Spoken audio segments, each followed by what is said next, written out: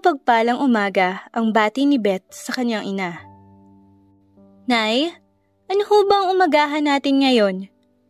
Pagtatanong nito at agad namang sumagot naman ang kanyang ina. Andyan sa may lamesa at naglaga ako ng kamote.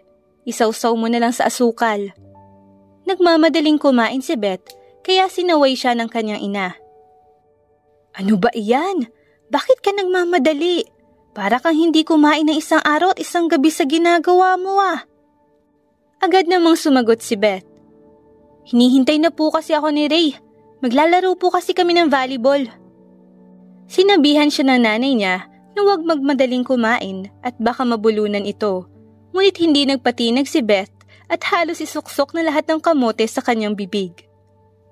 Tao po! Malakas na pagtawag mula sa labas at pinuntahan ito ng ina ni Beth. Nakita niya sa bukana ng pinto si Ray. Ikaw pala, Ray. Halika at pumasok, sabayan mo mag-almusal si Beth. Nandun siya sa may kusina. Paimbitang sabi ng ina ni Beth kay Ray. Dahil sa dala ng kabataan, ay hindi na humindi si Ray at pumasok sa bahay nila Beth at nakikain na din. Matapos makapag-umagahan, ay nagpaalam na ang dalawa na aalis na sila at maglalaro pa silang dalawa. Habang naglalakad, ay napag-usapan ng magkaibigan kung saan sila mag-aaral pagtungtong nila ng high school. Ako, dito na lang ako mag-aaral. Kahit gustong-gusto kong lumuwas ng Maynila. Ani ni Beth. Ako naman, kung saan ka mag-aaral dun din ako. Alam mo namang ayoko nahihiwalay sa'yo. Pagsambit ni Ray.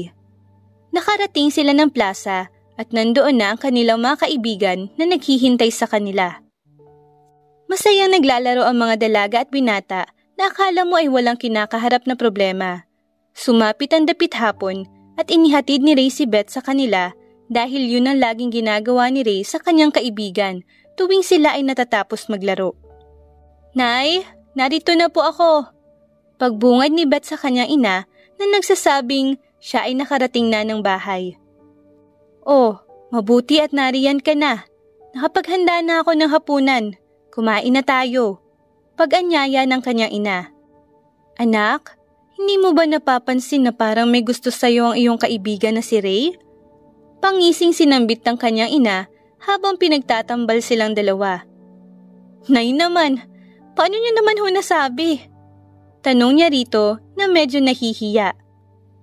Masdan mo at lagi kanyang hinahatid at sinusundo dito. Pabirong sabi ng kanyang ina. Ay nako nay, magkaibigan lang talaga kami. Tsaka, ang babata pa namin. Inis na sabi ni Beth na siya namang tinawanan ng malakas ng kanyang ina. Nagpatuloy maghapunan ng mag-ina at nagmagandang loob na si Beth at nagsuggest na siya na ang mag-uuro ng kinainan at maglilinis ng hapagkainan. Habang naguhugas ng plato, ay naisip ni Beth kung kaya pa kaya siya pag-aralin ng kanyang nanay dahil sa malamang ay hindi na. Yun ang tumatakbo sa isip ni Beth hanggang sa matapos siya maghugas ng plato. Inilatag na niya ang kanyang higaan dahil magkaiba sila ng higaan ng ina at natulog na. Kinabukasan ay maaga siyang nagising upang mag-enroll ng high school at tinala niya lahat ng kailangan niya, card, PSA at good moral record. Masayang hinintay ni Beth si Ray at wala pang 10 minuto ng paghihintay ay dumating din si Ray. Sabay silang pumasok ng paaralan upang magpasa ng enrollment paper sa may registrar. Nag-usap ang dalawa na kung sino man ang unang makapagpasa sa kanila at maunang matapos ay maghihintay sa may bukana sa may bandang gilid ng guardhouse. Sumang-ayon silang dalawa. Naunang natapos si Ray, kaya gaya ng napag-usapan ay naghintay si Ray sa may gilid ng guardhouse. May nakita si Ray na pagkain sa tawid ng eskwelahan, kaya pumunta na muna siya doon at bumili na makakain. Sakto at nandoon ang paboritong merienda ni Beth, ang turon. At sa may gilid naman itong tindahan ay bumili si Ray ng soft drinks. Dalawa ang binili niya para meron din si Beth.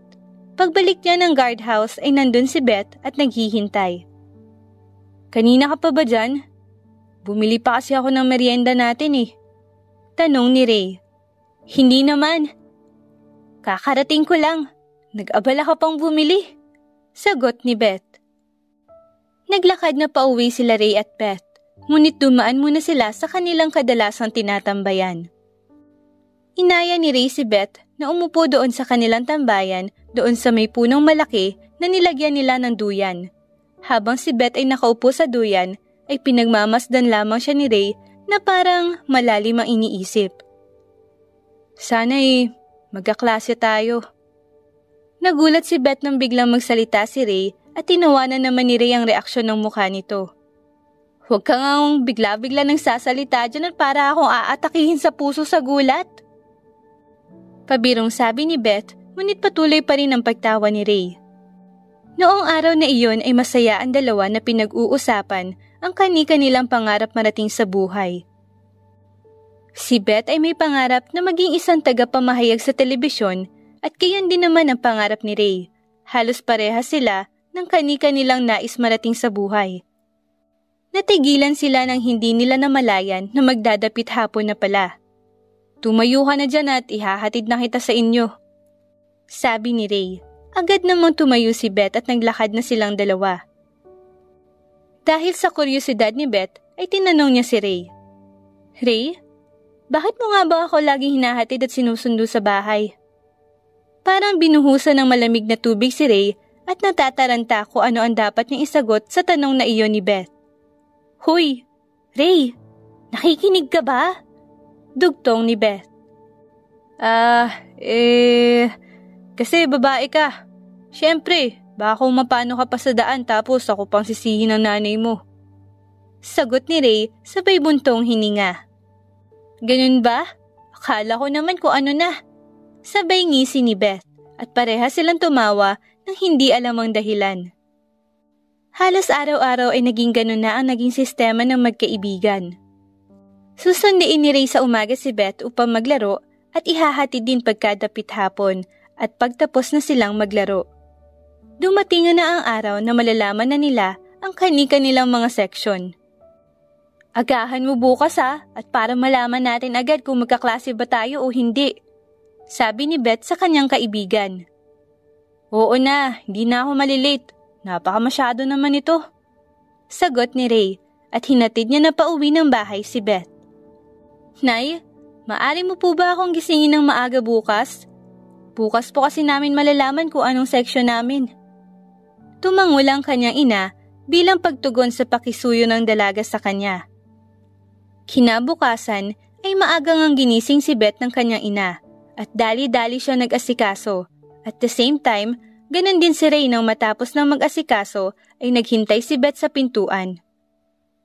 Wala pang ilang minuto ng paghihintay ay nariyan na si Ray. Tara na, anyaya ni Ray kay Beth. Nay, dito na ho kami. Pamamaalam ni Beth sa kanyang ina. Nang makarating ang dalawa sa eskwelahan, ay agad sila nagtungo sa covered court dahil doon raw ipapaskil ang lahat ng seksyon. Sa puntong iyon, ay nag-iba muna ng landas ang dalawa upang mabilis nila mahanap ang kani-kanilang mga seksyon. Laking tuwa ni Ray nang makita niyang kaklase niya si Beth at ganun din naman ang naramdaman ni Beth. Nang pauwi na sila, ay dumaan ulit sila sa puno ng kanilang tinatambayan at nagpahangin. Matapos makapagpahinga, ay dumiretso na sila ng uwi. Parehas pagod ang katawan ng dalawa dahil sa haba ng oras ng paghahanap ng kani-kanilang mga seksyon. Pagka-uwi, ay nakatulog agad si Beth, gayon din si Ray. Wala nagbago sa trato ng magkaibigan sa isa't isa. Kahit sila ay may mga isip at nasa wastong gulang na, halos taon-taon ay nagiging magkaklase ang dalawa. At madalas ay binubuyo na sila ng kani-kanilang mga kaklase na silang dalawa daw ay magnobyo at magnobya. Tanging tawa lamang ang sinasagot ng dalawa. Imagine, mag-BF at GF daw tayo. Sabi ni Ray habang nakangisi. Ngunit sa loob-loob niya ay sana totoo yun, pero hindi niya sinasabi sa dalaga. Tumawa si Beth at sabay sabing, oo nga napagkamalan pa tayong magsyota. Sumikip ang dibdib ni Ray at iniisip na baka nga ay walang pag-asa na maging silang dalawa. Nag-announce ang teacher nila na pwede na silang pumili ng magiging partner nila for JS Prom. Agad-agad naman tinanong ni Ray si Beth kung papayag ba siyang maging partner nito.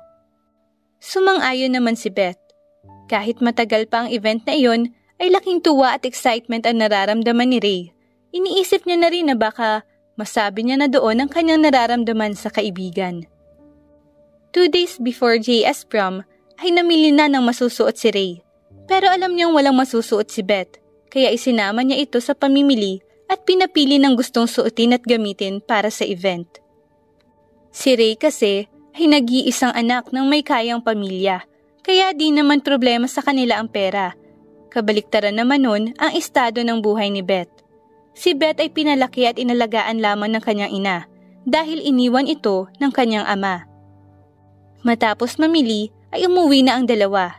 Masayang nagsukat ng dress si Beth at masayang isinukat din ni Ray ang nabiling tuxedo. The big night has come. Lahat ng mga kaklase nila ay nagagandahan na. Andun na si Ray ngunit si Beth ay wala pa.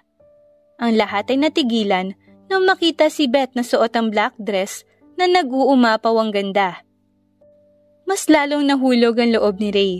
Hindi masabi ni Ray ang nararamdaman sa kaibigan kaya inasar niya na lang ito. Mukhang ang ganda ng kaibigan ko ngayon sabi ni Ray. Sus, kunwari ka pa. Ikaw nga bumili nito By the way, salamat pala dito Nahihiyang sabi ni Beth sa kaibigan. Maaari ko bang maisayaw ang aking matalik na kaibigan? Ang pagkakabigkas niya sa kaibigan ay may diin sa bandang ibigan, kaya't hinampas siya ng marahan ni Beth nang may nahihiyang ekspresyon ng muka. The night went too well at i-announce na ang coronation for King and Queen of Prom. Natigilan ng magkaibigan nang sila ang sabihing Queen and King of Prom at sabay din silang tumawa. Inaccept nila ang coronation at ang lahat ay nagtilian. Paano ba yan? Malapit na tayong graduate. Mukhang ikaw na lang magpapatuloy. Malungkot na saad ni Beth kay Ray. Ha? Bakit? Di ka na ba mag-aaral? Tanong nito. Hindi na. Hindi na kaya ni nanay. Mukhang magtatrabaho na lang ako sa Maynila. Halos paiyak nang sabihin ni Beth ito pero mahigpit siyang niyakap ng kaibigan. Pag makaipon ka, ipangako mo sa akin mag-aaral ka ulit. Sabi ng butihing kaibigang si Ray. Pangako. Ang tanging naibigkas ni Beth sa kanya. Pagkatapos ng prom, ay inihatid ni Ray si Beth sa kanila at patuloy pa rin ang pag-compliment nito sa kaibigan. See you again tomorrow. Pamamaalam ni Ray kay Beth. See you. Wala sa mood na sagot ni Beth. Everything's gonna be okay. Pagpapagaan ng loob ni Ray sa kaibigan at sabay lumakad na pauwi. Lumipas na ang mga araw at nalalapit ang pagtatapos nila ng high school. Pareho silang hihiwalay na ng landas, ngunit ang pag-ibig na nararamdaman ni Ray ay hindi niya pa din mapakawalan. Araw na ng graduation. Ang lahat ay masaya, maliban sa magkaibigan, kasi alam nila na sila ay magkakahiwalay na pagkatapos ng araw na iyon. Ang seremonya ng pagtatapos ay nagpatuloy at natapos ng maayos, at ang huling paalam ng magkaibigan ay magaganap na din. Beth, pwede ba tayo mag-usap? Pagtatanong ni Ray. Sure, why not? Nakangiting minika ni Beth. Pwede bang magkasama pa rin tayo sa Maynila? Tanong ni Ray kay Beth. Ha? Paano? Pwede kang makitira sa apartment ko para di ka na din gumastos ng rent. Pagsagot ni Ray sa tanong ni Beth. Pwede din. Ang talino mo talaga. Kaya ikaw ang best friend ko Nakangising sambit ni Beth. Nawala ang lungkot sa mukha ni Ray at sa isip-isip ay magkakaroon siya ng maraming tsansang masabi ang nararamdaman kay Beth. A week after graduation ay bumiyahe na agad sila papuntang Maynila. Hindi naman ganun katagal ang biyahe, kaya nakarating sila ng apartment ni Ray ng maaga. Don't worry Ray, pag nagkatrabaho na ako ay tutulungan kita sa rent nito apartment mo. Okay lang, kaya ko namang bayaran. Sagot ni Ray. Inayos na ni Beth ang mga gamit niya, pati na rin ang mga gamit ni Ray at naghanda siya ng makakain. Sa sitwasyon nila ngayon ay para na silang mag-asawang nagsasama at handa ng bumuo ng pamilya. Pagkatapos mananghalian ay inayos na ni Beth ang requirements para sa pag-apply ng trabaho. Umalis muna siya at nagpunta siya sa mga resto bar upang mag-apply bilang isang waitress. Hindi siya tinanggap dahil wala daw bakante. Sinubukan niya sa mga kantina kung tumatanggap ba ito ng mga dishwasher, ngunit wala rin daw bakante. Naramdaman ni Beth ang hirap kahit na nakatapos pa siya ng high school, kung kaya't lalo siya nagpursige upang dumating ang panahon na magkaroon din siya ng degree. Sa paghahanap niya ng trabaho, ay napadpad siya sa isang comedy bar. Ngunit ang hinahanap ay stand-up comedian, kaya kahit walang alam sa pagpapatawa, ay nag-apply pa din siya. Natanggap din naman siya agad-agad, kaya laking pasasalamat niya sa Panginoon na hindi siya nito pinabayaan. Bukas ay maaari ka nang magsimula, sabi ng may-ari ng comedy bar sa kanya. Sa sobrang galak niya ay nagmamadali siyang umuwi para ikwento ito sa kanyang matalik na kaibigan. Ray! Ray! Tawag niya rito, ngunit walang sumasagot. Marahil ay may binili lamang yun sa labas. Bigkas niya sa kanyang sarili. Dahil sa excited pumasok sa comedy bar, ay nag-ensayo agad siya ng mga biro o joke na kanyang gagamitin kinabukasan. Kung ano-ano na ang naiisip niyang biro at siya din na natatawa sa kanyang sarili. Beth, andito ka na ba? Pagtatanong sa hangin ni Ray. Oo, andito na ako. At alam mo ba may magandang balita ako sa'yo? Nakangisi at di mapigilang saya ang bumabalot sa mukha ni Beth. Oh, ano yung magandang balita at bakit parang ang saya-saya mo? Nakangiting pagtatanong ni Ray at the same time ay na-excite din siya. May trabaho na ako! Di napigilang humiyaw sa tuwa si Beth. Oh, ang galing! Congrats! Anong trabaho naman yan? Curious na tanong niya kay Beth. Comedian! Humalakhak siya ng malakas sa mukha ni Beth na siya namang ikinahiya ng dalaga. May future ka ba dun? Pagtatanong niya na may kasamang pagtawa. Pag-aaralan ko, bakit ba? Naiinis na sabi ni Beth at biglang sumeryoso naman ang mukha niya. Uy, ito naman, di mabiro. Sorry na. Napangiti si Beth. Humingi ng pasensya ang binata dahil mukha daw yung batang naagawan ng lollipop. Ewan ko sa'yo. Kunwaring pagtatampo pa rin ni Beth kay Ray. Oh, para di ka na magtampo. Alam mo bang may pasalubong ako sa'yo? Panunuhol ni Ray kay Beth upang magkabati sila ulit. Oh, ito, turon at soft drinks. Sayang nga lang at hindi na natin maiinom at makakain sa tambayan natin. Sabi ni Ray kay Beth na siyang kinuha naman agad ni Beth at kinain. Nagluto ng hapunan si Beth at niluto niya ang paboritong ulam ng binata na menudo. Kakain na! Sambit ng dalaga. Agad namang tumayo sa pagkakahiga si Ray at paglabas niya ay may nakahain ng plato na may lamang kanin. Para niya naman akong tinatratong asawa.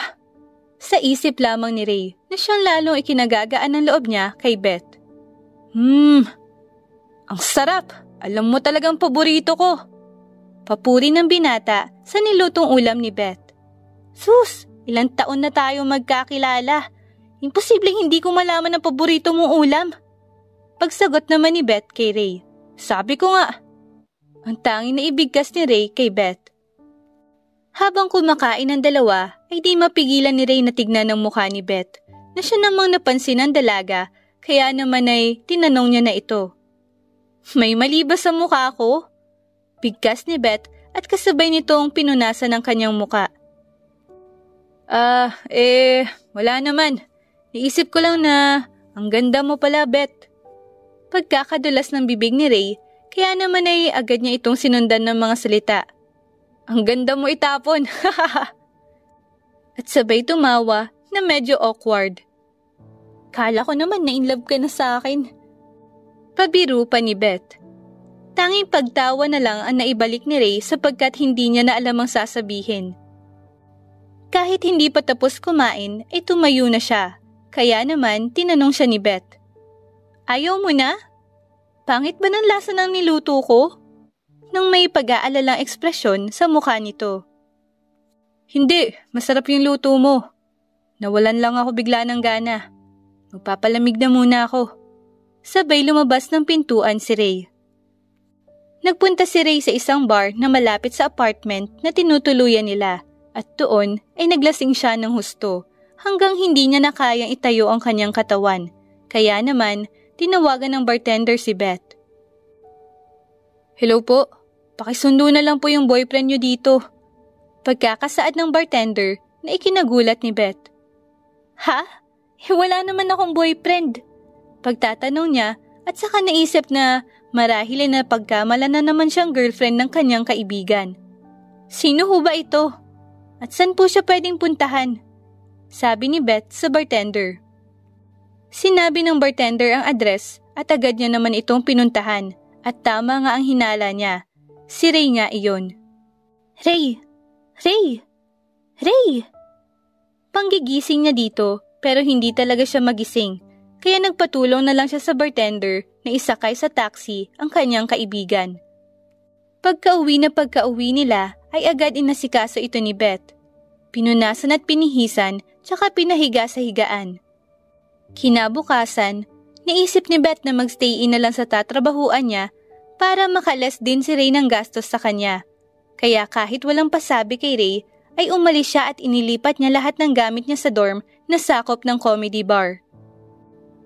Naging maayos ang unang mga araw ni Beth sa comedy bar dahil mabait ang kanyang mga kasama at kahit na madalas siya napupulutan sa mga biro nito, alam niyang trabaho lang iyon kaya hindi niya minamasama. Habang tumatagal ay natutong magbiro si Beth at kaya niya nang makipagtagisan ng biruan sa mga katrabaho niya. 5 sila nagpe-perform at siya ang naging star of the night at ang mga kasamahan niya ang sidekicks. Oh, lahat makinig! Lahat ng kasama ko ay may ginagampan ng holiday sa kalendaryo.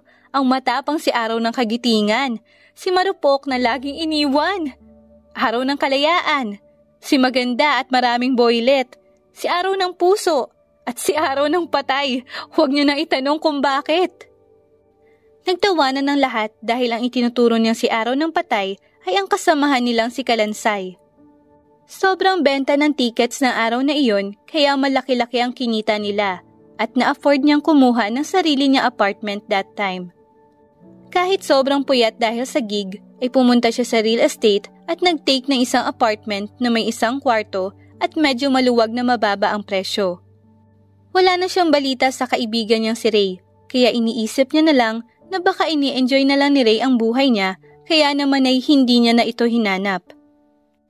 Ang hindi alam ni Beth ay laging present si Ray sa bawat gig nila. Hindi niya lang ito napapansin dahil sa madilim at maraming tao. One time, after ng isa niyang gig, ay lumapit sa kanya si Aldrin at nagtanong ito kung pwede siyang ligawan.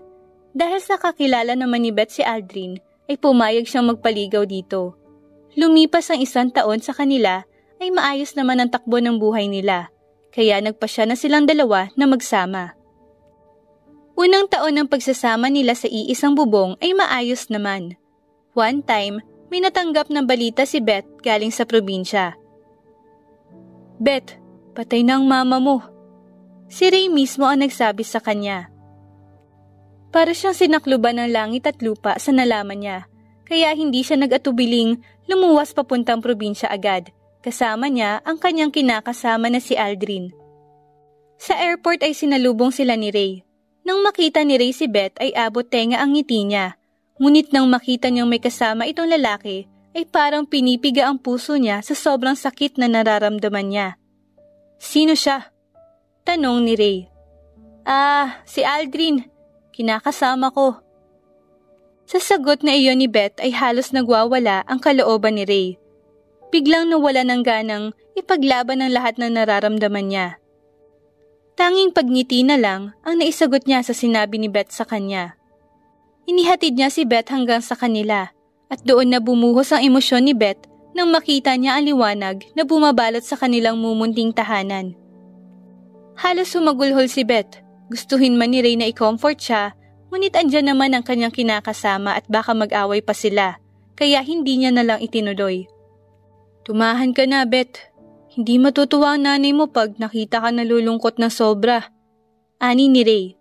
Ngunit ayaw pa rin paawat ng luha na lumalabas kay Beth at halos ayaw niya pang bumaba sa sasakyan. Tara na! Pag-aaya ng kinakasama ni Beth sa kanya at pumasok sila sa loob. Nanatili sa labas si Ray at pinipigilan pa rin ang kirot na nararamdaman niya sa kanyang dibdib. Pagpasok ni Beth ay niyakap niya kaagad ang kabaong ng mama niya at humagulhol ng husto.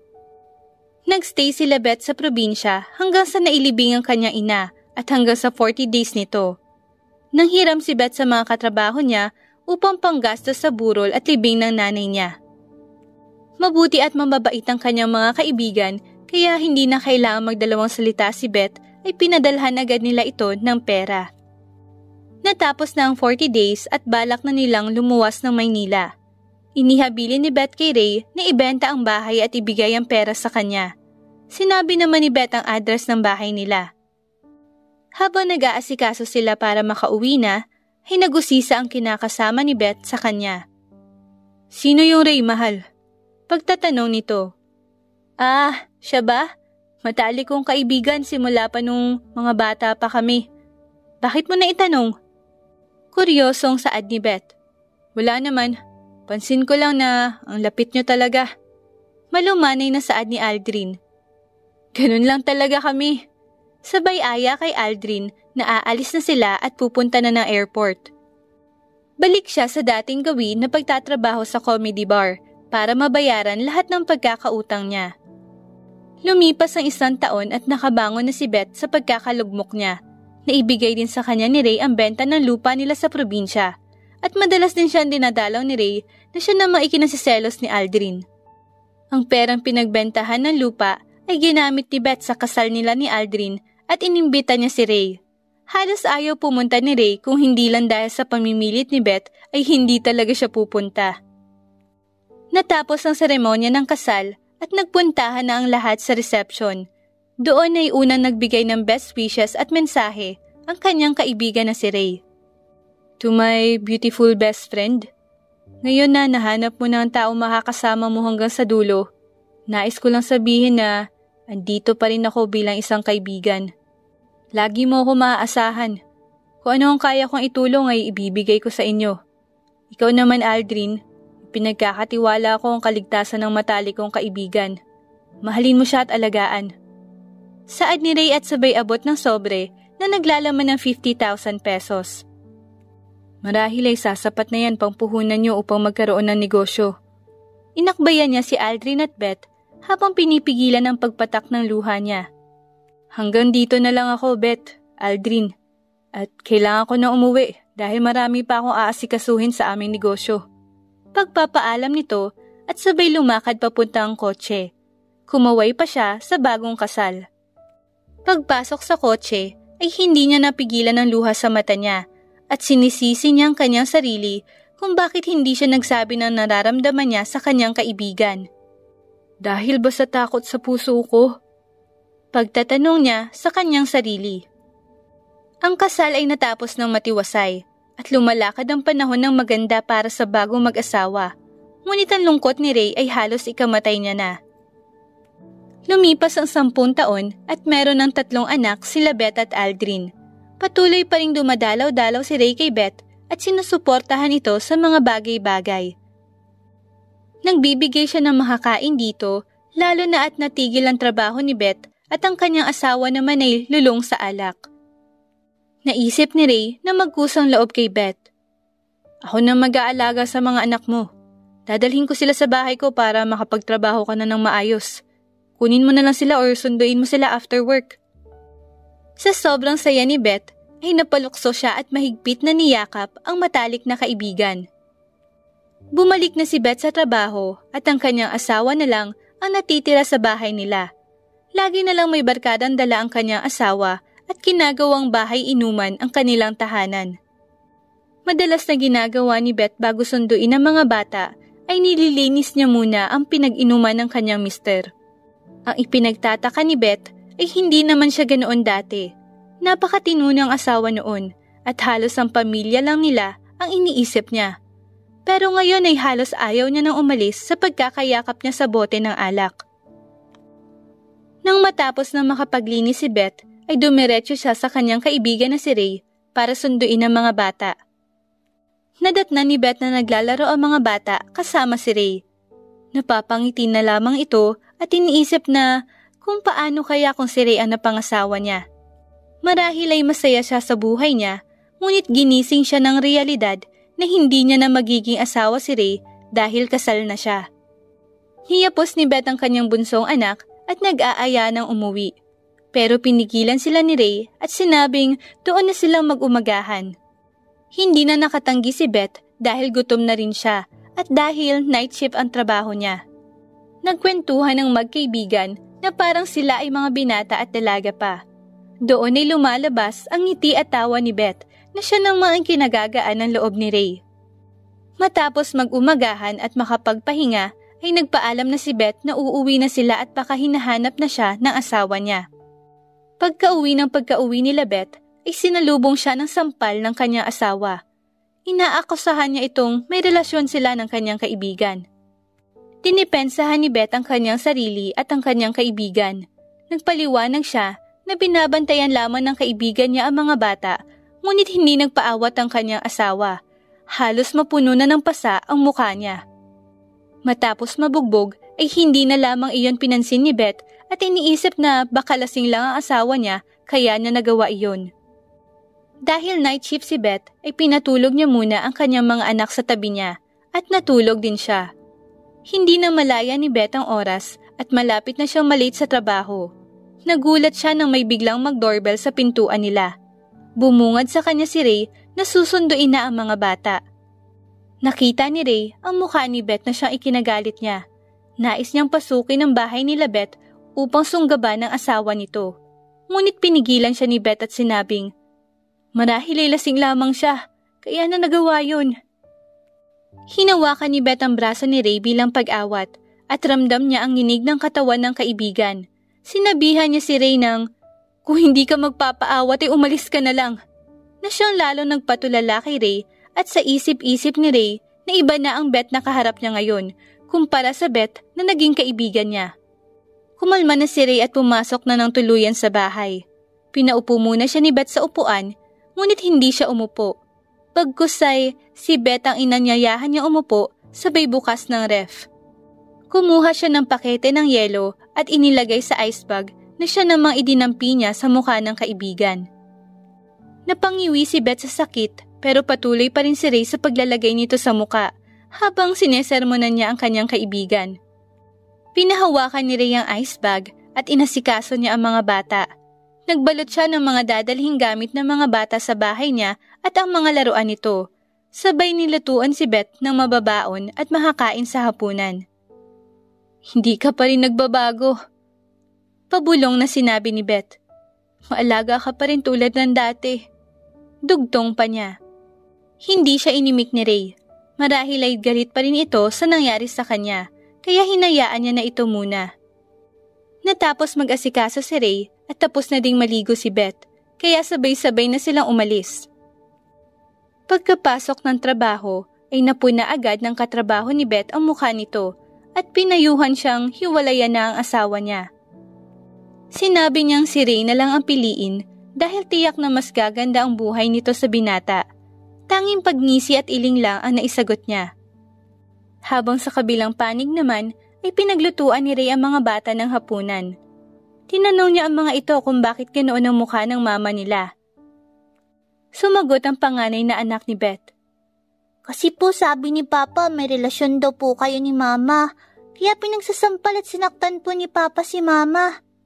Na siyang lalong nagpataas sa dugo ni Ray. Habang nagluluto ay iniisip niya na baka nang hihimasok na talaga siya sa kanila, kaya naisipan niyang kausapin si Beth pag uwi nito. Ilang araw ang lumipas at naka-out na si Beth. As usual, lagi siyang dumidiretso sa kanila para maglinis ng ininuman ng asawa niya.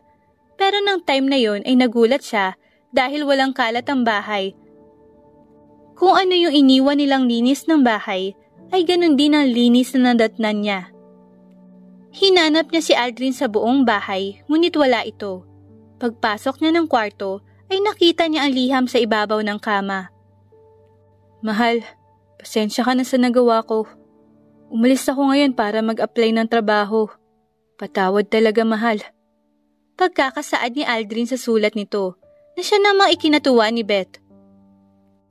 Ipinanalangin niya na sana tuloy-tuloy ang pagbabago ng kanyang asawa kaya't dumiretso na siya kay Larry para sunduin ang mga bata. Kumatok si Beth sa pintuan ng bahay ni Ray at laking gulat ni Ray na ang aga ni Beth kumpara sa mga araw ng pagsundo niya sa mga bata. Dahil sa mahaba-haba pa naman ang oras nila ay nagkwentuhan sila. As usual, pinaglutuan na agahan ni Ray si Beth at ang mga bata. Naitanong ni Ray kung nakakasagabal na ba siya sa relasyon ng mag-asawa. At ang tanging sagot ni Beth ay hindi naman. Ayaw na magtanong ni Ray dahil parang ayaw naman i-open up ni Beth ang mga problema nito. Nagbigkas lang siya ng iba ka na sa Beth na nakilala ko. Sabay tumayo para ihanda ang mga laruan ng anak. Nanatiling speechless si Beth at hindi niya alam ang isasagot hanggang sa naihatid na sila ni Ray. Hindi sila nag-iimikan na para bang awkward ang nangyari. Pagpasok ng bahay ay wala pa rin ang asawa ni Beth, kaya inisip niya na siguro ay nag-apply ito sa mga company nag-hire. Pinaliguan ni Beth ang mga bata at sabay-sabay sila ulit na natulog. Halos araw-araw ay naging ganito ang sistema ng buhay ni Beth. Nakahanap naman ng trabaho ang asawa niya. Umayos ulit ang pakikitungo nito sa kanila. 12 years na ang mag-asawa, ngunit si Ray ay patuloy pa rin sa pagsusubaybay sa mga bata. Parang naging hobby na nila ito. Nagkagaanan na ng loob ang tatlo na sina Aldrin, Ray at Beth. Hindi na din nagsiselo si Aldrin kay Ray. Isang beses ay birthday ni Ray, inimbita niya ang mga bata at ang mag-asawa sa bahay niya. Nagkaroon ng konting inuman at masayang kwentuhan. Napasali din sa usapan kung bakit wala pang asawa si Ray. Ang tanging na isagot niya lang ay hindi pa daw ata ito ang tamang panahon para mag-asawa siya. Kinutya siya ng mag-asawa na tatanda siyang binata. Sabay silang tatlong nagtatawanan. Doon na din nagpalipas ng gabi sila Beth. Kinabukasan ay hinatid ni Ray ang mag-asawa at ang mga bata. Sabay bumisita si Ray sa kanilang business shop dahil sa nababalitaan nito na nalulugi na daw. Nakita niya na bumaba ang sales for the last 2 months, kaya nag-iisip siya ng pwedeng gawin, hanggang sa naisipan niyang kunin si Beth at ang mga kasamahan nito sa trabaho at mag-perform sa kanila. Kinontrata ni Ray si Beth at ang mga katrabaho niya ng malaking pera na hindi nila mahihindian. Na-close nila ang kontrata at ang cafe shop ni Ray ay meron na ding comedy bar. At the same time, tumaas ang sales niya at sobrang thankful siya sa kaibigan. After 3 months, akala ni Beth ay okay na ang lahat sa kanila ng kanyang asawa, pero nadatnan niya itong may kayapos na iba sa kanilang higaan. Halos gumuho ang mundo ni Beth at halos gusto niyang patayin ang dalawa, pero ang iniisip niya ay ang kanilang mga anak. Nang dahil sa pangyayaring iyon, ay pinalayas ni Beth si Aldrin sa kanilang bahay. Walang nagawa si Aldrin at hindi na rin siya naghabol sa mga ari-arian at bata, kasi alam niyang mas makakabuti kung kay Beth ang mga bata. Nabalitaan ito ni Ray, kaya nagdala siya ng alak kay Beth. Doon ay nagkwento na si Beth ng hinanakit. Bagamat gusto ni Ray si Beth, wala siyang magawa at hindi niya pa rin ito masabi dahil baka masira ang pagkakaibigan nila. Kung kaya't inilihim niya muna ito at patuloy na sinusuportahan si Beth sa lahat ng bagay. Kung gusto mo ay dito na muna ako mananatili para may mag-alaga sa mga anak mo. Para hindi ka na mahirapan magsundo sa kanila sa bahay ko. Suhestyon ni Ray kay Beth. Hindi ko pa alam sa ngayon, Ray. Ang daming nangyari. Ang daming nagbago. Mahihirapan na naman ako nito. Habang patuloy na pumapatak ang luha sa mga mata nito. Niyakap siya ni Ray at sinabing, "Huwag kang mag-alala. Tulad noon, nandito pa rin ako. Tutulungan ko kayo ng mga anak mo." At sabay tinapik-tapik ang likod ni Beth upang mapagaan ang loob nito. Halos walang ganang kumain si Beth ng ilang araw at halos nagkukulong din siya sa kwarto niya. Naroon lagi si Ray, ngunit hindi niya ito kinakausap. Lumipas ang mga buwan at unti-unti nang natatanggap ni Beth ang katotohanan sa sarili niya. Naibalik niya na rin ang focus sa mga anak niya at unti-unti na siya nakakabalik sa trabaho sa cafe shop nila ni Ray. Pero hindi pa rin maibalik ang dati niyang saya. Hindi napagod si Ray na subaybayan ng mag-iina at halos tumayo na siyang ama sa mga anak nito. Lagi niyang pinaglulutuan si Beth at ang mga bata. Hinahatid sundo niya pa ito sa paaralan. Lagi inaaya ni Ray si Beth na mag-shopping, ngunit tumatanggi si Beth. Sa isip ni Ray na baka masakit pa rin sa kanyang magsaya dahil sa hiwalayang nangyari. One night, lumapit si Beth kay Ray at humihingi ng tulong. Ray, pwede mo ba ako mapahiram ng pera? Medyo malaki-laki, may paggagamitan lang ako. Pabungad na sabi ni Beth kay Ray na siyang kinatakhan ni Ray. Saan mo naman gagamitin? At magkano? Nakataas pa ang isang kilay niya habang nagtatanong. Sa annulment. Gusto ko lang na matapos na talaga ang lahat sa amin ni Aldrin. Kahit yung kasal namin. Kaso, malaki-laking perang kailangan ko para magawa yun. Nung pagpunta ko ng munisipyo ng nakaraan, ang sabi doon ay aabutin daw ng 100,000. Kaya kung pwede sana Ray ay tulungan mo ako. Napatahimik si Ray na ilang sandali at nag-isip kung paano siya magpapahiram ng ganoon kalaking pera dahil nasa negosyo nila lahat ng pera niya. At nakapagbayad na siya ng pera sa isang branch na bubuksan nila. Give me 1 month. Ipapahiram ko sa iyo ang pera in one condition. Gusto kong ikaw mag-manage ng bubuksan namin isang branch sa kabilang baryo. Pagsasabi ni Ray kay Beth. Walang pag-aatubiling pumayag si Beth sa kondisyong iyon ni Ray at nakita sa mukha niya ang saya na matagal nang hindi nakikita ni Ray. Ang usapan nila ay 1 buwan. Ngunit wala pa ang 1 buwan ay nagbigay na ng pera si Ray. Sobrang pasasalamat ni Beth sa kaibigan. Niyakap niya ito ng mahigpit. Kinabukasan ay nilakad niya na ang mga papers na kailangan for annulment. Kumuha na rin siya ng abogado na hahawak nito. After a month ay may hearing na sila at magpipirmahan na. Matagal-tagal pa man ay sobrang saya na ni Beth dahil alam niyang mapapanatag na ang loob niya at makakalimutan na ang masalimuot na nangyari sa kanilang dalawa. Araw na ng hearing at ang lahat ay pumanig kay Beth. Pati ang parental rights ay tinanggal sa kanyang asawa. Yun ang pinakamasayang araw para kay Beth kung kaya't inaya niya si Ray na mag-celebrate. Nagluto ng pagkadami-dami si Beth at naghanda ng maiinom. Maya-maya pa ay dumating na si Ray at sinalubong niya ito ng may ngiti sa labi. Sabay sabi ng salamat. Dahil napakabuti nitong kaibigan sa kanya. Masakit sa pakiramdam ni Ray na kaibigan pa rin ang turing sa kanya ni Beth o hanggang kaibigan lang ang turing nito sa kanya. Pinapanalangin niya na sana ay humigit pa doon ang relasyon nila. Sa sobrang saya ni Beth ay halos sa kanya lang ang kwento magdamag. Natutuwa naman si Ray dahil ayun na ang matagal niyang hinahanap na Beth. Hindi sila nagpakalasing ng husto dahil may pasok pa kinabukasan ang mga anak ni Beth. Maagang gumising si Ray upang paghandaan ang baon ng mga bata. Ginising niya na din si Beth na kasalukuyang may hangover pa sa ininom nila kinagabihan. Hinatid niya muna ang mga bata sa eskwelahan at dumiretso siya sa isang restaurant. Tinawagan niya si Beth at agad namang sumagot si Beth. Dali, punta ka dito sa restaurant malapit sa cafe namin. Yung may silog. Hindi na nakapagsalita si Beth ay ibinaba na ni Ray ang cellphone. May naisip na kalokohan si Ray kay Beth. Umorder siya ng sisilog, sinangag, sisig at itlog, at drinks. Hinalo-halo niya ang pagkain ni Beth at maya-maya pa ay dumating na si Beth. Pinipigilan niya ang tawa niya kasi baka makahalata si Beth. Dinampot ni Ray ang cellphone niya at kunwaring may kausap sa phone. Nang masubo na ni Beth ang pagkain, ay agad siyang nagsalita. Uy, ba't mo kinain yan? Kunwaring seryosong mukha ni Ray. Agad iniluwan ni Beth ang pagkain at nilagay sa tissue. Bakit? Anong problema? Pagtataka ni Beth. Hindi atin yan. Sa kanina nakaupo yan dito. Sabay tumawa. Nailabas niya na din ng di mapigilang tawa at halos masuka-suka si Beth sa sinabi ni Ray. Bakit ngayon mo lang sinabi? Sabay hampas sa kaibigan. Hindi ka naman kasi nagtatanong.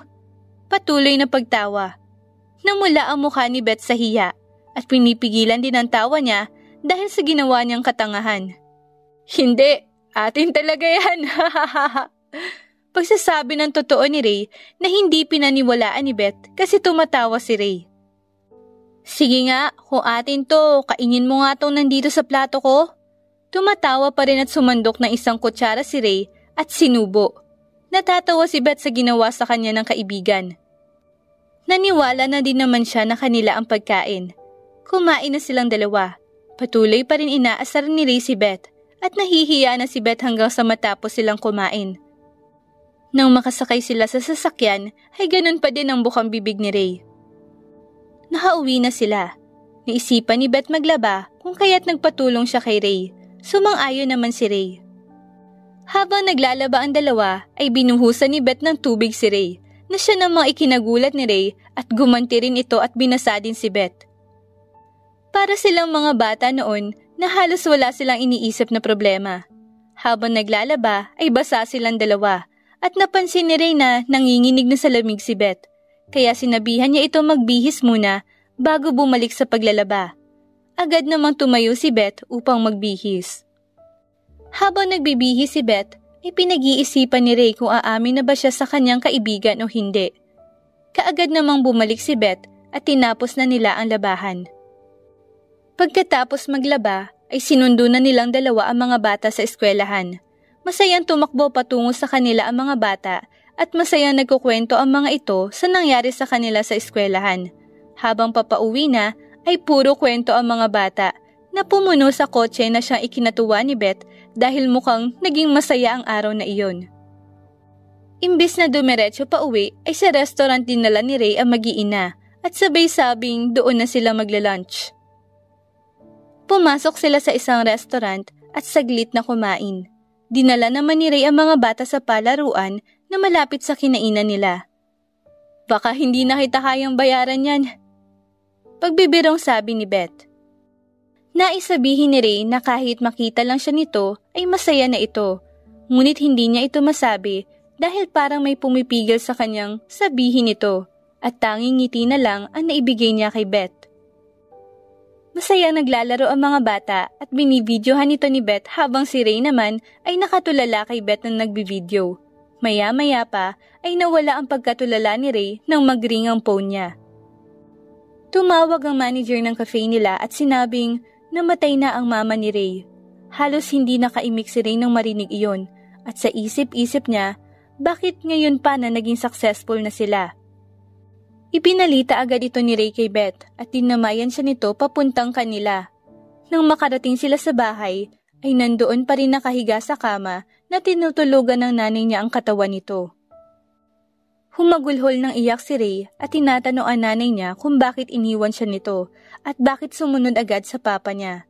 Habang pinapagaan naman ni Beth ang loob ni Ray, ay tumutulo din ang luha niya. Naaalala niya ang mga panahon na ang nanay niya naman ang namaalam sa kanya. Lahat ng comforting words ay sinabi ni Beth sa matalik na kaibigan at si Beth din ang nag-asikaso sa burol ng nanay ni Ray.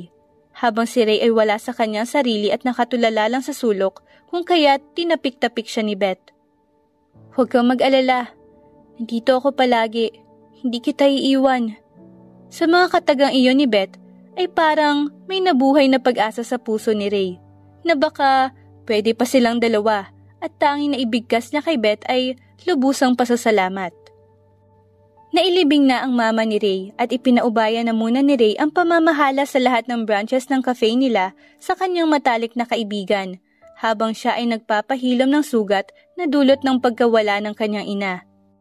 Araw-araw ni Beth dinadalaw ang kaibigan na tina-update sa lagay ng kanyang cafe at medyo nagdadaing na din si Beth sa kanya na bumalik na siya sa pamamahala dahil nahihirapan na ito at baka siya pa daw ang maging dahilan ng pagkalugi nito. Ilang buwan na nakalipas at nakakabangon na si Ray. Nasasamahan niya na si Beth sa branches at namamanage na rin ito kung kaya't laking tuwa ni Beth sa nagiging improvement ni Ray. Lagi niya itong pinupuri sa lahat ng success niya. Simula noong mamatay ang mama ni Ray, ay inaya niya si Beth na pansamantalang tumira sa kanila upang malibang siya sa mga bata. Lumipas pa ang mga panahon at may lakas na ng loob na magtapat ng nararamdaman si Ray kay Beth. Nag-set na siya ng surprise at doon mismo sa main branch ng cafe. Before niya sabihin kay Beth ang nararamdaman, ay kinausap niya ang mga bata at tinanong kung papayag ba silang ligawan ng kanilang mama. Umuo naman ang mga bata at sabay sabing magkakaroon na ulit sila ng papa, na siya namang nagbigay lalo ng lakas ng loob sa binata. Nang matapos ng mag-set ay tinawagan niya si Beth at sinabing pumunta ng main branch dahil may emergency na nangyari. Sa sobrang kaba ni Beth ay nagmamadali siyang sumakay ng kanyang kotse at nagmaneho sa main branch. Pagdating niya ng pintuan ay nagulat siya dahil sarado ito, kung kaya tinawagan niya si Ray at tinanong kung bakit ito sarado. Sinabi naman ni Ray na may nangyari sa loob at pinasara niya muna, pero bukas ang opening door kaya pumasok na lang siya. Pagkababa niya ng telepono ay pumasok siya sa cafe at nakita niya ang mga staff, chefs at mga bata. At si Ray na nandoon pagkapasok ni Beth ay sinalubong siya ni Ray at nagtanong kay Ray. Anong meron? Ba't maraming roses at may red carpet pa? Pagtatanong niya na agad namang sinagot ni Ray. Umupo ka muna sa table na yun. Sabay turo sa pinakasentrong lamesa.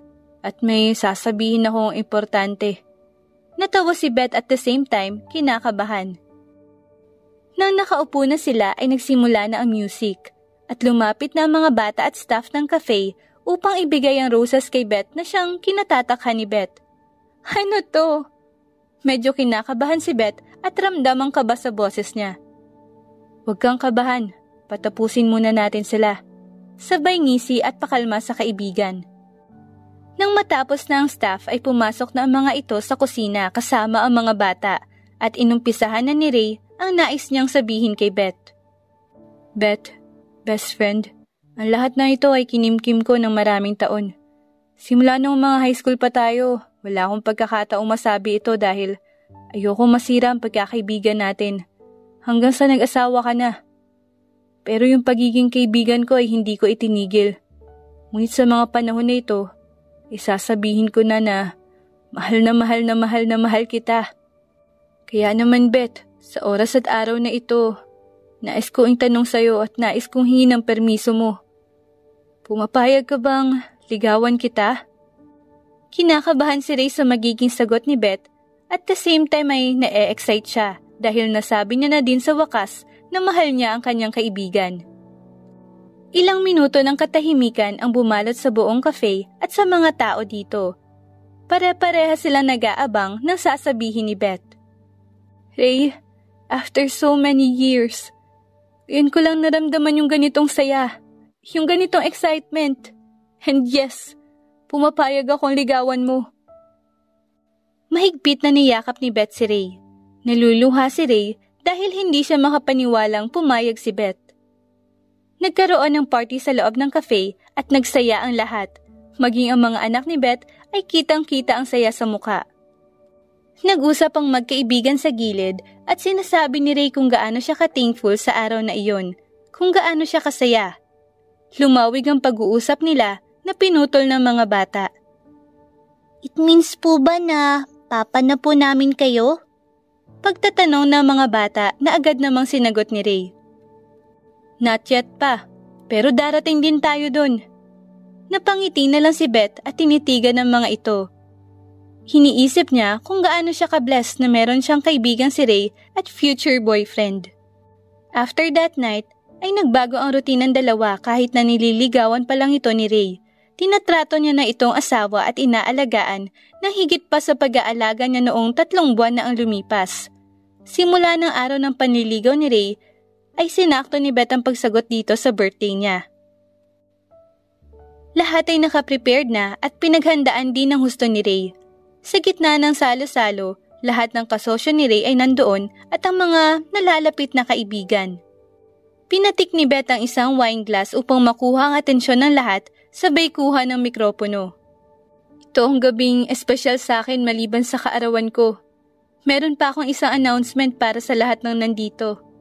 Nagpalakpakan ng lahat at sabay pinapunta ni Beth si Ray sa kanyang gilid na agad namang sinunod ni Ray. This is my friend Ray. Pero dati yon, kasi ngayon, Tinatanggap ko ng maging nobya niya. Napatalon sa tuwa si Ray at sabay binuhat sa saya si Beth. Nagpalakpakan ng lahat at kinongrats ang dalawa. Sabay may nagpabiru pang nagsabi na kasal na dapat, na dahilan upang magtawanan ang lahat. Laking pasasalamat ni Ray sa kasalukuyang nobya. Hinalikan niya ito sa harap ng lahat. Ang halik na matagal niya nang gustong ibigay kay Beth. Dahil sa halik na yun, ay lalong nagkaroon ng malaking ingay sa kanilang tahanan. Pinagpatuloy nila ang saya. Halos ang lahat ay nagsasayawan. Karamihan ay lasing na. Samantalang ang bagong magkasintahan ay walang humpay pa rin ang kwentuhan. Lumapit ang mga anak ni Beth at bumulong kay Ray. Ngayon po, Papa, natawag namin sa'yo. Ikinatuwa ito ng magkasintahan. Hindi na ito tinutulan ni Ray at inako niya na ang pagiging ama dito. Hindi pa rin natatapos ang kasiyahan, ngunit inaantok na ang mga bata. Kung kaya't sinamahan na ito ni Ray sa kanilang kwarto at hinayaan na muna ni Ray na si Beth ang mag-asikaso sa mga bisita. Nang maihatid ni Ray sa kwarto ang mga bata, ay binasahan niya muna ito ng kwentong pambata. Pagkatapos niya itong basahan, ay kinantahan niya pa ito ng lullaby. Ang hindi alam ni Ray ay nasa gilid ng pintuan si Beth at nakikinig lang sa kanya. Maya-maya pa ay pumasok na si Beth sa kwarto. This time, hindi pa rin sila magkatabi matulog ni Ray. Kung kaya't nagsuggest si Ray na baka pwedeng lumipat na siya sa kwarto doon sa kwarto niya. Pumayag naman si Beth at lumipat na doon. Ngunit kahit magkasintahan na sila, ay wala pa rin nangyayari sa kanilang dalawa.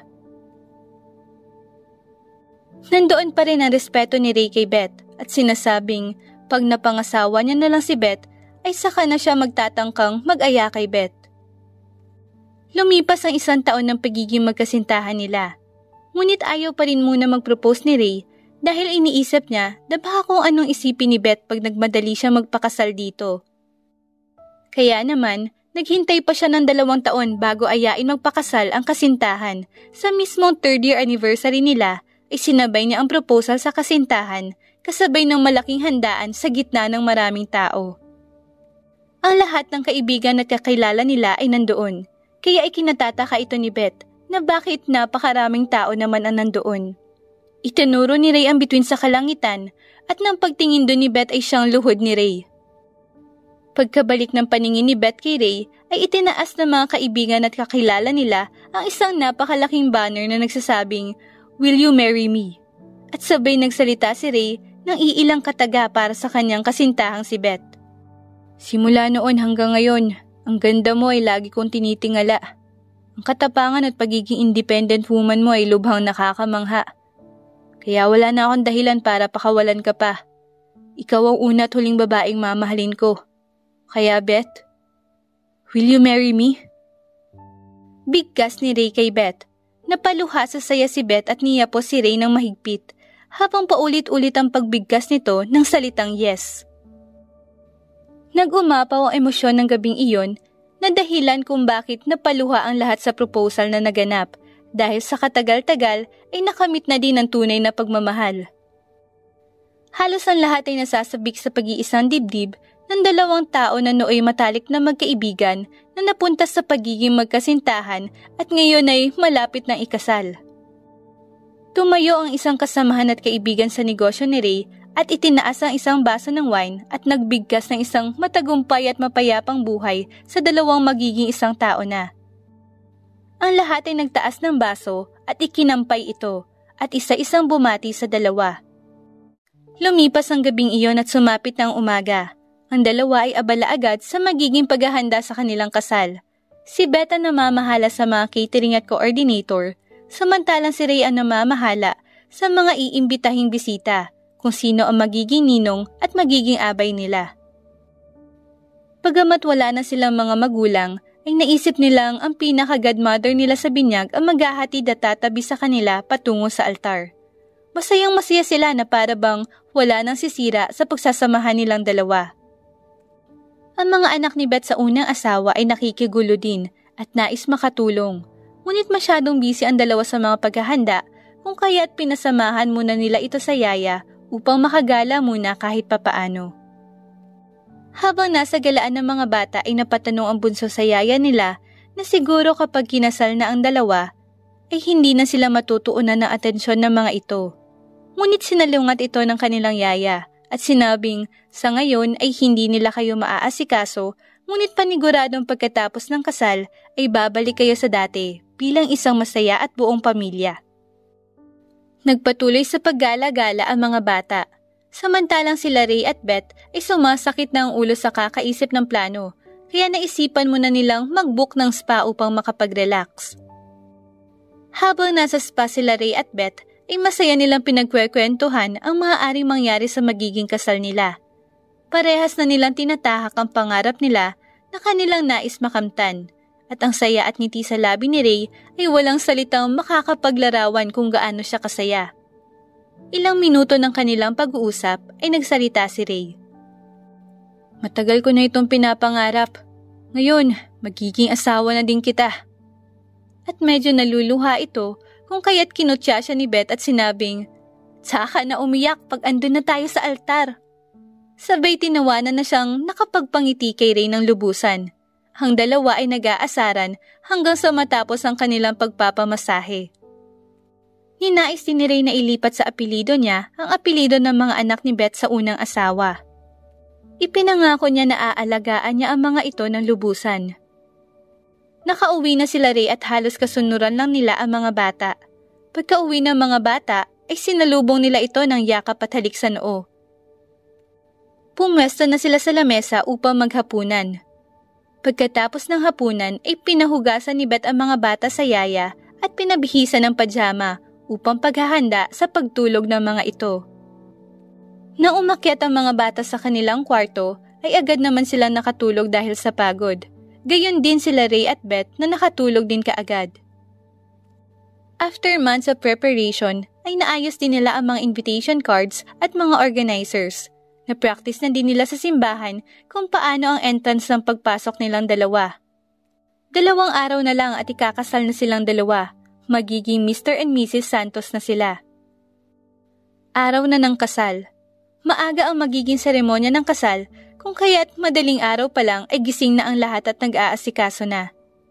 Pagsapit ng 8:00 ay nakarating na sa simbahan si Ray, gayon din ang ibang bisita, maging ang ninong at abay ay nandoon na. Si Beth na lang ang hinihintay. Nakapwesto na ang lahat ng maglalakad sa altar. Maya-maya pa ay narinig na nila ang busina ng limousine, hudyat na nandyan na si Beth at maaari nang magsimula. Ang lahat ay nagsisimula na maglakad patungo sa altar, hanggang ang lahat ay nakarating na sa kani-kanilang mga upuan. Bumukas ang pintuan ng simbahan, hudyat na papasok na si Beth. Pagbukas ng pintuan, ay liwanag na natatanging ganda ni Beth ang sumalubong sa lahat. Si Ray ay napapaluha sa altar dahil sa sobrang saya. Dahan-dahan naglalakad si Beth sa red carpet patungo sa harapan ng altar. Bit-bit ng ibang abay ang kanyang damit dahil sa mahaba ito at malaki ang sakop ng kanyang bridal gown.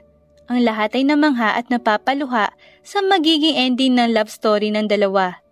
Narating na ni Beth ang altar at nagsimula na magseremonya ang pari. Ang dalawa ay parehas nag-I do at ibinigkas na din ang kanilang vows sa harap ng makapangyarihan sa lahat. Pagkatapos ng seremonya ay binuhat ni Ray si Beth patungong limousine at inalalaya naman ito ng mga abay. Ang lahat ay dumiretso na sa reception ng kasal. Nagsayaw na ang mag-asawa at sinabitan din sila ng limpak-limpak na pera. Nagsimula na din ang palaro na naisip ng mag-asawa. Matapos ang palaro, ay tinapik ni Ray ng kutsara ang isang baso ng inumin. Nais naming pasalamatan ang lahat sa pagdalo sa aming pinakahihintay na kasalan. Kami po ay lubos na nagpapasalamat sa mga ninong at ninang, gayon din sa mga tumulong at naghanda upang mairaos namin ang kasalang ito. Maraming salamat po. Itinaas niya ang inumin at uminom ang lahat, gayon din ay nagpapasalamat din si Beth sa lahat ng dumalo sa kanilang kasal. Natapos ng maayos ang araw na iyon at walang humpay na saya ang naranasan ng lahat. 1 taon na nakalipas at kasalukuyang buntis si Beth at ito ay isang babae. Nailipat na din ang apelyido ng mga bata sa apelyido ni Ray. Ang lahat ay tumatakbo ng maayos sa pagitan ng dalawa, hang bawat isa ay puno ng pagmamahal. Hindi pinagsisihan ni Beth ang pagpapakasal kay Ray dahil sobrang mahal ni Ray ang mga anak ni Beth kumpara sa sarili niya. Nagpakatatay ng husto si Ray at ang lahat ng properties ay isinali na ni Ray sa pangalan nilang dalawa ni Beth. Nailipat ni Ray ng private school ang mga bata. Bagamat sobra-sobra sila sa pera, ay hindi pa rin nilang hinahayaang mas spoiled ang mga bata. Tinuruan nila itong makontento sa kung ano ang meron sila at maging thankful sa lahat ng mga bagay. Naging tanyag ang pangalan nila Ray at Beth sa larangan ng business industry at isa na din sa mga naging main supply ng resources sa kanilang lugar dahil sa nagkaroon sila ng mga sakahan at mga ari-ariang pwedeng pagtamnan at pag-alagaan ng mga hayop. Napakasayang pakikipagsapalaran sa agos ng buhay ng dating magkaibigan, ngayon ay tuluyan ng naging magkaibigan. Ang kwentong pakikipagsapalaran at patuloy na pag-asa sa pagitan ng dalawang nagmamahalan. Wakas.